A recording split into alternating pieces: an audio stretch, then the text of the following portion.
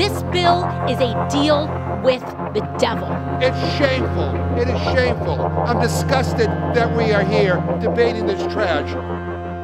মার্কিন প্রেসিডেন্ট হিসেবে দ্বিতীয়বার জয়লাভের পর ডোনাল্ড ট্রাম্প যে রাজনৈতিকভাবে বড় জয় পেলেন বলা যেতেই পারে।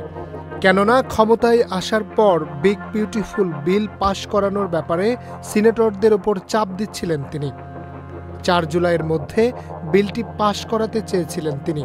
শেষ পর্যন্ত সেই লক্ষ্য পূরণ হয়েছে মার্কিন প্রেসিডেন্টের। কিন্তু নতুন এই বিতর্কিত বিল নিয়ে তার নিজের দলের মধ্যেই রয়েছে বিতর্ক। জর্জ ওয়াশিংটন বিশ্ববিদ্যালয়ের রাজনৈতিক বিশ্লেষক পিটার লগ ডিডব্লিউকে বলেছেন, একটি বড় অংশের মানুষ এই বিলের বিরোধিতা করেছেন, কারণ নতুন আইনে আমেরিকানদের চিকিৎসা এবং সামাজিক নিরাপত্তার উপর সরকারের যে ব্যয় ছিল তা কমিয়ে দেওয়া হয়েছে। তবে কি আছে বিতর্কিত সেই বিগ বিউটিফুল বিলে, যা নিয়ে চলছে আলোচনা সমালোচনা? দ্বিতীয়বার প্রেসিডেন্ট হওয়ার লড়াইয়ে নেমে নির্বাচনী প্রচারে বারবার এই বিলের কথা বলেছেন ট্রাম্প। জানিয়েছেন ক্ষমতায় এলে তিনি এই বিল বাস্তবায়িত করবেন। অবশেষে তা সম্ভব হলো।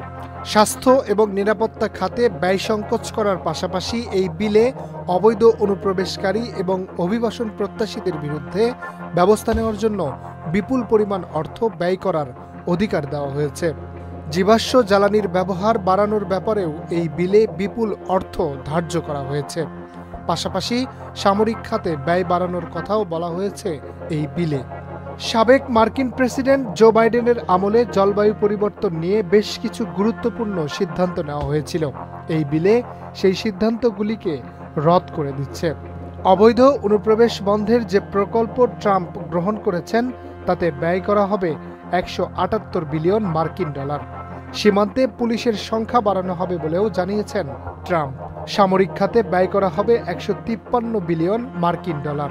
এছাড়াও পরমাণু অস্ত্র তৈরিতেও বেশ কিছু অর্থ ব্যয় করা হবে বলে জানা গেছে। তবে ট্রাম্পের এই বিলের ঘোর বিরোধিতা করেছেন তারই একসময়ের বন্ধু ইলন মাস্ক এবং রিপাবলিকান দলের একাধিক সদস্য। তাদের অভিযোগ, ট্রাম্প মার্কিন অর্থনীতিকে খাদের ধারে নিয়ে গিয়ে দাঁড় করাচ্ছেন। এর ফলে যে কোনো সময় বিপর্যয় ঘটতে পারে। পাশাপাশি যেভাবে জলবায়ু পরিবর্তনের বিষয়গুলিকে উড়িয়ে দেওয়া হচ্ছে তা নিয়েও বিশেষজ্ঞরা আশঙ্কা প্রকাশ করেছেন। ট্রাম্পের অভিবাসন নীতি নিয়েও প্রশ্ন উঠতে শুরু করেছে দেশের ভিতর। Harunur Rashid, channel I. Bundle থাকলে প্রতি সেনমানিতে টাকা বাঁচবে। বিকাশ সেনমানি বান্ডেল কিনে জিতুন প্রতি লেনদেনে। শুরু হয়েছে Standard Charter Channel I agro অ্যাওয়ার্ডের 10ম আয়োজনের মনোনয়ন গ্রহণ। এবার নতুন ক্যাটাগরি বছরের সেরা ছাদ কৃষক সহ মোট 13টি ক্যাটাগরিতে পুরস্কার প্রদান করা হবে।